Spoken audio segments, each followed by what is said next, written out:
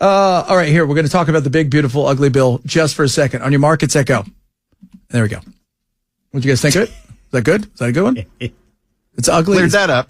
Yeah, it's ugly, it's big. All right. Congressional Budget Office estimates the House-passed version of the bill would increase annual deficits by $2.4 trillion over a decade. New Medicaid rules would increase the ranks of the uninsured by nearly 11 million people. At a news conference, House Speaker Mike Johnson was pressed on Elon Musk's outspoken opposition to the bill. Well, I'll tell you, I called Elon last night and he didn't answer. Johnson says he has spoken to President Trump. He's not delighted that Elon did a 180 on that. Sources say Musk has privately complained about provisions eliminating EV tax credits. Yeah, it's ugly. That's all you need to know. This is not the Republicans doing something to better the middle class. He's whining that he's losing his electric vehicle tax credits. Yeah, he's getting his ass kicked. That's waste. Well, here's one thing. Has he done a 180 on this? I mean, has he ever supported this bill? No, I don't think he I've supported cuts. Right. He wanted cuts, but he got mad because nobody would seem to want to codify anything. Right. That's okay. Right.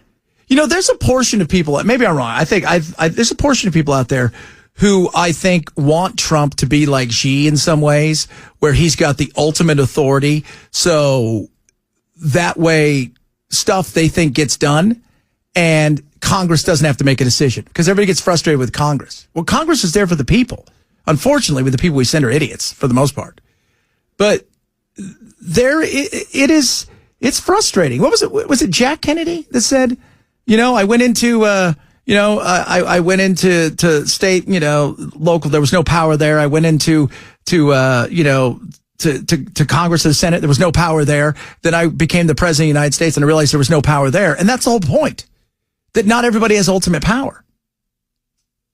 But I don't think Elon was ever for this thing the way that he wanted to see the stuff he was trying to put in be implemented. And it's not. They're irritated that he's still not being the rah-rah cheerleader for Trump. He's not. His platform, much like Trump's platform, Elon's platform's huge. And have you ever been on Elon's X feed? Yeah. Does he work? Or does he just do X all day? I think he only sleeps like 3 hours a night. Yeah, he does. Well, because he's on ketamine. And what was the other stuff he's on? Ketamine. They said he was on all kinds of stuff. Adderall? Oh, yeah, Adderall. He was on a lot of Adderall. So CBO with their liberal slant. You know what? Go look. I went through Penn Wharton, the Tax Foundation, conservative and Democrat, and the CBO. Go look at all the reports. None of them say this does anything to reduce the deficit. It says the exact opposite. It adds to it. Some of it's 1.8 trillion. Others is 2.3 trillion. Let's cut the difference. Say it's 2 trillion. It's not a revenue problem. When they say, well, to pay for your tax cuts, you pay for your tax cuts because revenue comes in. It's your spending. That's the problem. It's your spending that cost us money. God, it drives me crazy. It shouldn't be this hard, but it is. Case in point, Ron Johnson of the Fighting Ron Johnsons. Every analysis I have, there's greater upside risk to that deficit. Interest rates are moving up. If we go increase interest rates 1%, that's another $4 trillion over 10 years in terms of deficit. If we don't replace the $4 trillion, that's $4 trillion of lost revenue. Again, and growing the economy 3%, it adds to it a little bit, but mostly in the out years. So again, come to the table. Let's look at the numbers. If I'm wrong, prove that I'm wrong. But let's do it with respect, but mainly respect for our children and grandchildren. This is immoral, what us old farts are doing to our young people. This is grotesque what we're doing. We need to own up to that. This is our moment.